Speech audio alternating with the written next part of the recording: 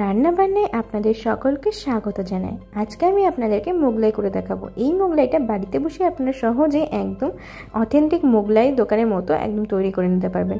দোকানে কীভাবে করে যার জন্য মোগলাই টেস্ট এতটা ভালো হয় তার কিন্তু টিপসটা থাকবে অবশ্যই। তো সেটা দেখার জন্য ফুল ভিডিওটা দেখবেন। সবার প্রথমে আমি এখানে মোগলাইয়ের জন্য মোগলাই পরোটার ডোটা আগে মেখে নিচ্ছি, যার জন্য আমি নিয়ে নিয়েছি এখানে 1 কাপ পরিমাণে ময়দা। তার মধ্যে দিয়ে দিচ্ছি এখানে 2 চামচ পরিমাণে কর্নফ্লাওয়ার। কর্নফ্লাওয়ারটা কিন্তু মাস্ট এখানে দিতেই হবে। আর তারপরে দিয়ে দিচ্ছি স্বাদ অনুযায়ী লবণটা দিয়ে বেশ ভালো করে কর্নফ্লাওয়ার আর ময়দাটা বেশ ভালো করে একটু মেখে নিচ্ছি। হালকা করে মেখে নিয়ে শুকনো উপকরণগুলো আমি এখানে রিফাইন তেল দিয়ে দিচ্ছি। রিফাইন তেল এখানে দিয়ে দিলাম আমি প্রায় 2 চামচ মতো, দিয়ে বেশ ভালো করে ময়ান দিয়ে মেখে নেব। দেখে বুঝতেই পারছেন বেশ ভালোভাবে ময়ান দেওয়া হয়ে গেছে। আর আমি কিন্তু এখানে চিনি ব্যবহার করিনি, আর রুম টেম্পারেচারে থাকা জল দিয়ে বেশ ভালো করে আমি এখানে মেখে নিচ্ছি। মোগলাই পরোটার ডোটা কিন্তু আমি একটু নরম করে মেখেছি। আমরা লুচি মাখার সময় ঠিক যেরকম করে ডোটা বেলি তার থেকে একটু নরম করে বেলেছি। বেশ তারপরে আমি এখানে আরও 2 চামচ রিফাইন তেল দিয়ে বেশ ভালো করে ময়দাটার সাথে মেখে নিচ্ছি। যত ভালো করে এখানে বাইন্ডিংটা হবে বা মেশানোটা হবে তত ভালো মোগলাই পরোটাটা খেতে ভালো হবে কিন্তু।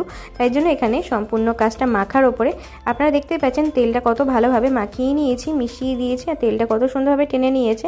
এইবার ওপর থেকে আমি অল্প একটুখানি রিফাইন তেল ছড়িয়ে এটাকে রেস্টের জন্য রেখে দেবো, যাতে ওপরটা শুকনো না হয়ে যায় বা ড্রাই না হয়ে যায়। সেই জন্য ওপরের দিকে একটু তেল মাখিয়ে ঢাকনা চাপা বন্ধ করে দিয়ে এটা রেস্টে রেখে দিচ্ছি। আর ততক্ষণে আমরা এখানে মোগলাই পরোটার যে মেন উপকরণ সেটা হচ্ছে পুর, সেটা তৈরি করে নেব। আজকে উপকরণটা তৈরি করার জন্য আমি এখানে রিফাইন তেল নিয়ে নিয়েছি। রিফাইন তেলের পরিমাণটা কিন্তু আমি খুব একটা বেশি রেখেছি তা কিন্তু না, খুব কমই রেখেছি। আর তারপরে এখানে 2 থেকে 3-4টে মিডিয়াম সাইজের পেঁয়াজ কুচি বেশ ভালো করে দিয়ে দিয়েছি। পেঁয়াজগুলোকে কিন্তু বেশ ভালো করে ছাড়িয়ে দিতে হবে। পেঁয়াজগুলো বেশ ভালো করে ভেজে নিয়ে পেঁয়াজগুলো যে একটু রং চেঞ্জ হয়ে আসবে তার মধ্যে আমি এখানে যে শুকনো উপকরণ বা মশলাগুলো দেবো সেগুলো দিয়ে দিচ্ছি। সবার প্রথমে দিলাম স্বাদ অনুযায়ী লবণ, লঙ্কার গুঁড়ো, জিরে গুঁড়ো আর ধনে গুঁড়ো আর পরিমাণ অনুযায়ী হলুদ গুঁড়ো। আর এইগুলোকে ভাজতে ভাজতে এখানে দিয়ে দিচ্ছি আমি এখানে আদা রসুন মাস্ট কিন্তু দিতে হবে। আমি এখানে 1/2 চা চামচ পরিমাণে আদা রসুন দিয়েছি। গ্যাসের ফ্লেমটা কিন্তু আমি লো টু মিডিয়ামে রেখেই ভালো করে ভেজে নিচ্ছি। আমি এখানে দিয়ে দিলাম 2 টেবিল চামচ পরিমাণে টমেটো সস। টমেটো সসটা দিলে স্বাদটা একটু অন্যরকম চলে আসবে, যেটা খেতে আরও ভালো লাগবে। আর দিয়ে দিচ্ছি এখানে বেডগ্রাম। আপনারা চাইলে বেডগ্রামের জায়গায় যে কোনো খাস্তা বিস্কুট ব্যবহার করতে পারেন বা টোস্ট বিস্কুট ব্যবহার করতে পারেন, তাতে কিন্তু আরও স্বাদটা ভালো আসতে পারে। আমি এখানে 2 টেবিল চামচ আর 1/2 চামচ পরিমাণে বেডগ্রাম ব্যবহার করেছি। যে পরিমাণে পুরটা আপনারা এখানে তৈরি করবেন সেই পরিমাণে এখানে বেডগ্রামটা দিতে হবে। বেডগ্রামটা দিলে কি হবে, একদম অথেন্টিক একদম মোগলাই দোকানে ঠিক যেভাবে মোগলাই বানায় ঠিক সেরকম স্বাদটা আসবে। বেডগ্রামটা দিয়ে বেশ ভালো করে মিশিয়ে নিয়ে 2-5 মিনিট ভালো করে ভেজে নিতে হবে। গ্যাসের ফ্লেমটা কিন্তু লো টু মিডিয়ামেই রাখতে হবে, একদম হাই করবেন না। পুরটাকে ঠান্ডা করে নেব নামিয়ে। আর এখানে আমরা যে ডোটা সেট করতে রেখে দিয়েছিলাম সেই ডোটা দেখুন কতটা চুই হয়ে গেছে, মানে কতটা স্ট্রেচি ফুল হচ্ছে। দেখতে পাচ্ছেন যে টানলে একটু একদম ছাড়িয়ে আসে, একদম স্ট্রেচি হয়ে গেছে।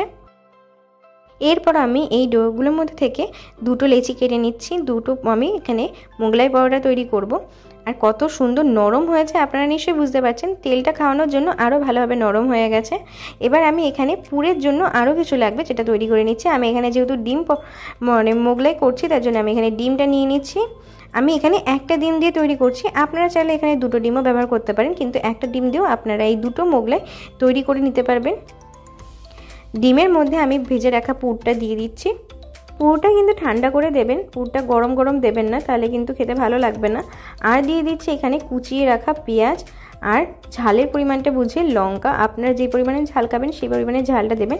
আর আমি কিন্তু এখানে কোনো কিছু এক্সট্রা দিলাম না। ব্যাস এইগুলো দিয়ে বেশ ভালো করে ডিমের সঙ্গে মিশিয়ে নিচ্ছি। ব্যাস আমাদের এখানে পুরটা তৈরি হয়ে গেছে।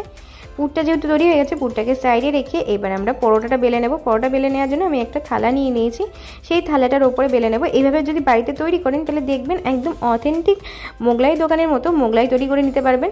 আমি কিন্তু এখানে কোনো বেলনির সাহায্য নিচ্ছি না, হাতের তালু চাপ দিয়ে বেশ ভালো করে এরকম একটা পাতলা ডো মতো তৈরি করে নিচ্ছি।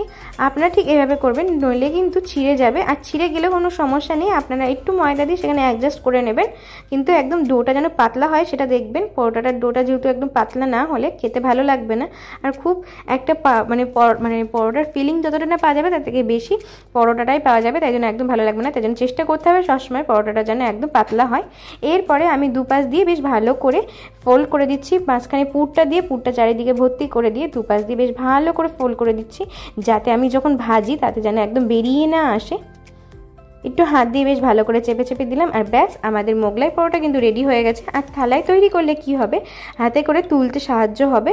আমি এখানে তেল গরম করে নিয়েছি, তেলটা বেশ গরম হয়ে যাওয়ার পরে আমি এখানে পরোটাটা ছেড়ে দিচ্ছি।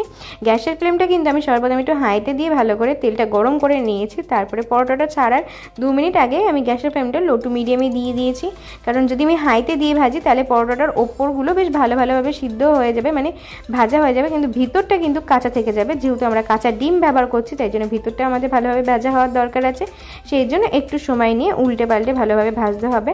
আর পরোটাটার কালারটা কত সুন্দর চেঞ্জ হয়ে যাচ্ছে আপনারা দেখতে পাচ্ছেন। আমি প্রায় কিন্তু মিনিট 5 হাতের সময় নিয়ে ধৈর্য ধরে গ্যাসের ফ্লেমটা লো টু মিডিয়ামে দিয়ে বেশ ভালো করে ভেজেছি। আপনারাও একটু ধৈর্য ধরে ভাজবেন, দেখবেন খেতে অপূর্ব হবে। আর একবার যদি আপনারা বাড়িতে এইভাবে তৈরি করতে শিখে যান মোগলাই পরোটা, তো আমি আপনাদের গ্যারেন্টি দিয়ে বলতে পারি আপনাদেরকে আর কোনো দিনও বাইরের থেকে মোগলাই পরোটা কিনে খেতে হবে না। যখনই মোগলাই পরোটা খাওয়ার কথা মনে আসবে তখনই আপনাদের মনে হবে বাইরে থেকে খাওয়ার থেকে বাড়িতেই তৈরি করে নিতে পারবো আরামসে। আর এটা খেতে হবে এতটাই সুস্বাদু যে বাইরের খাবার কথা মনেই পড়বে না। তো দেখতেই পাচ্ছেন আমাদের এখানে পরোটার ভিতরে কিন্তু সম্পূর্ণ ভালোভাবে সিদ্ধ হয়ে গেছে, কারণ আমি বেশ সময় নিয়ে ভালো করে ভেজেছিলাম। আমি এই পরোটাটা সার্ভ করে দিচ্ছি। আপনারা চাইলে কিন্তু এটার সঙ্গে আলুর তরকারিও সার্ভ করতে পারেন বা এমনি সস দিয়েও খেতে পারেন। অবশ্যই আপনারা কিন্তু এই মোগলাই পরোটা রেসিপিটা বাড়িতে তৈরি করবেন এবং আমাকে কমেন্ট করে জানাবেন আপনাদের কেমন লাগলো। এরকম নিত্য নতুন আরও ভিডিও দেখার জন্য আমার চ্যানেলটাকে সাবস্ক্রাইব করে এবং বেল আইকনটা প্রেস করে আমার পাশে থাকবেন।